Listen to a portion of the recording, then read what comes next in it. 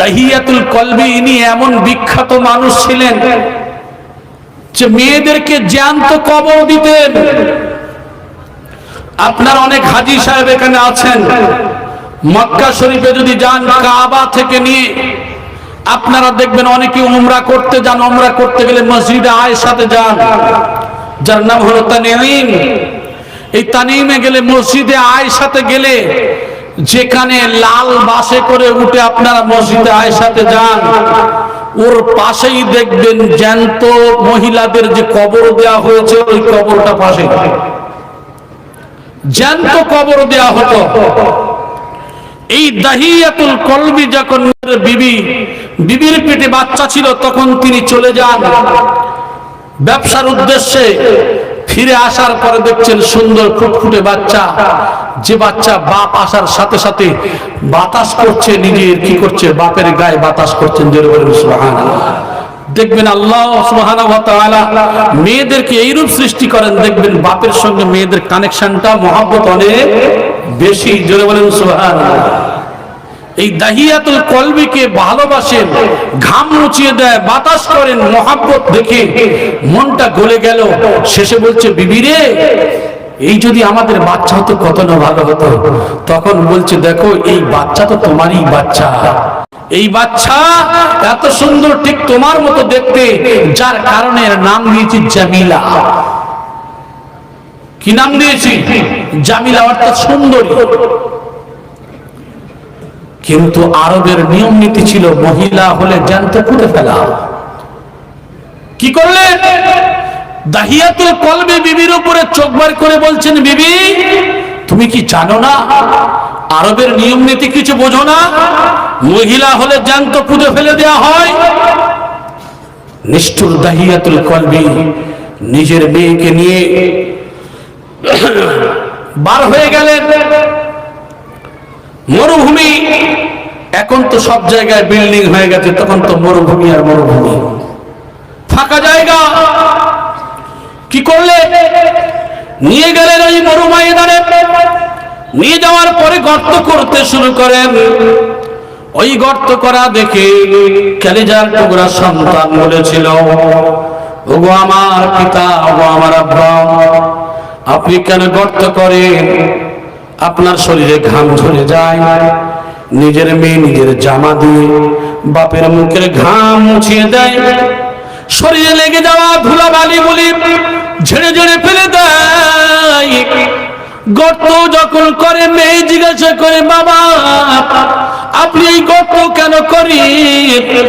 বলে, ও মা, তুমি একটু পরে বুঝতে পারবে কেন গর্ত করি।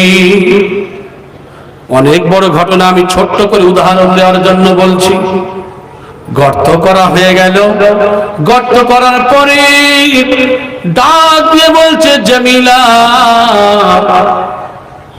বাপ যখন ডেকেছে, কোন মেয়ে না আসে?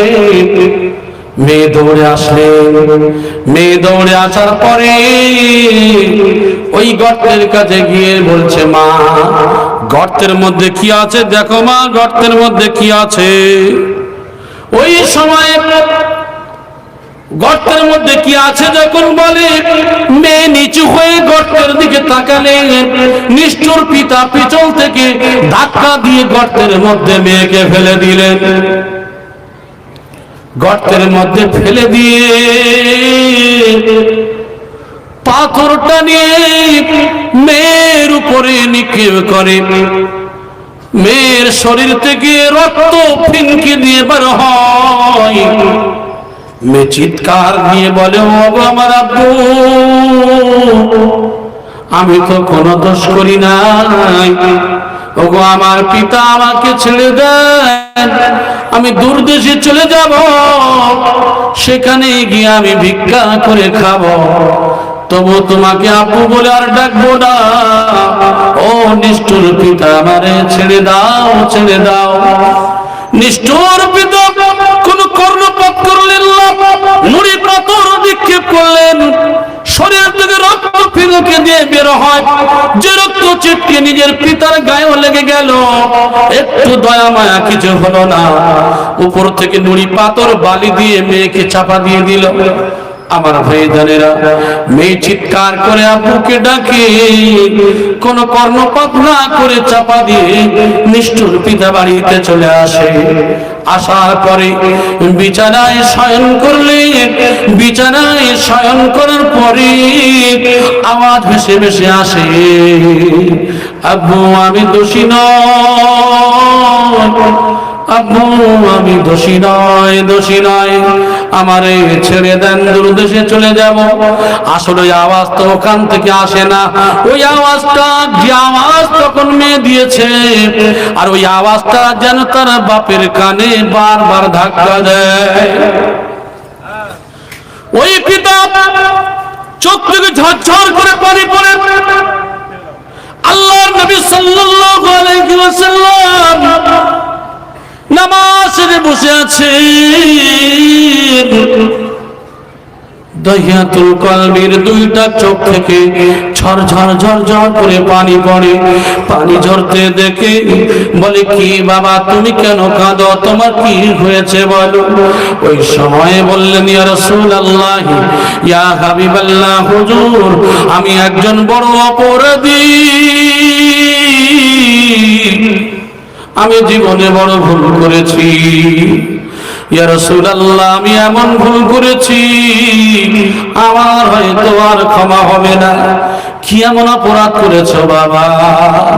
ইয়া রাসূলুল্লাহ, ইয়া হাবিবাল্লাহ, হুজুর আমি আমার কলিজার টুকরা সন্তানকে নিয়ে আমার মায়ের, যখন মায়ের গর্ভে ছিল আমি বাড়িতে ছিলাম না, আসার পরে যে মেয়ে আমাকে এত খেদমত করেছে, এত ভালোবেসেছে, কিন্তু আরবের নিয়ম নীতিতে আমি জানতো তাকে পুজো ফেলেছি। ইয়া রাসূলুল্লাহ এমনকি আমার মেয়ে যখন আমি গর্ত করছিলাম আমার শরীরে লেগে যাওয়া ধুলাবালিগুলো ঝেড়ে দিচ্ছিল, আমার ঘাম মুছিয়ে দিচ্ছিল।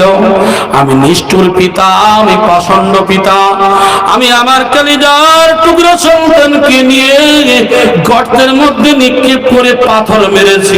ইয়া রাসূলুল্লাহ, ইয়া হাবিবাল্লাহ, হুজুর আমার মেয়ে চিৎকার দিয়ে বলেছিল, আব্বু আমাকে মেরো না, মেরো না, আমি তো কোনো দোষ করি না, আমাকে ছেড়ে দাও, আমি দূর দেশে চলে যাব, সেখানে গিয়ে ভিক্ষা করে খাবো। ওগো আমার আব্বু আমাকে ছেড়ে দেন, আমাকে মারবেন না। ইয়া রাসূলুল্লাহ আমি নিষ্ঠুর পিতা, তারপরেও নুড়ি পাথর বালি চাপিয়ে দিয়েছি। আল্লাহর রাসূল সাল্লাল্লাহু আলাইহি সাল্লামের চোখ মুবারক থেকে ঝরঝর করে পানি ঝরছে। আল্লাহর নবীর চোখ মুবারক থেকে পানি আসে। আল্লাহর নবী বলেন, বিআই জামিল কুতিলা, কি অপরাধে তুমি তাকে হত্যা করলে? মানুষ কি এত নিষ্ঠুর হতে পারে? মানুষ কি এত নিষ্ঠুর পাষণ্ড হতে পারে? কি কারণে তুমি তাকে হত্যা করলে বাবা? আল্লাহর নবীর চোখ মুবারক থেকে পানি ঝরে। আল্লাহর নবীর অশ্রু দেখে দাহিয়াতুল বন্ধ হয় না। ইয়া রাসূলুল্লাহ, ইয়া হাবিবাল্লাহ, বলি আমি বড় অপরাধী, আমার আল্লাহ আমার গুনাহ মাফ করবে না।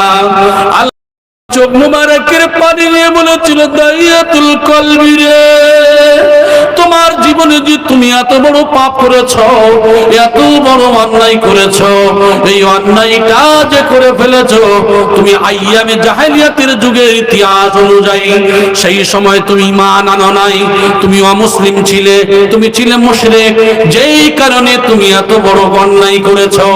তো বাবা আমি তোমাকে বলতে চাই, আজকের যখন তুমি ঈমান গ্রহণ করবে, রাসূলুল্লাহর হাতে যখন ঈমানি কলেমা পড়ে নেবে, এত বড় অপরাধের জন্য তুমি আমার আল্লাহর দরবারে ক্ষমা চাইবে।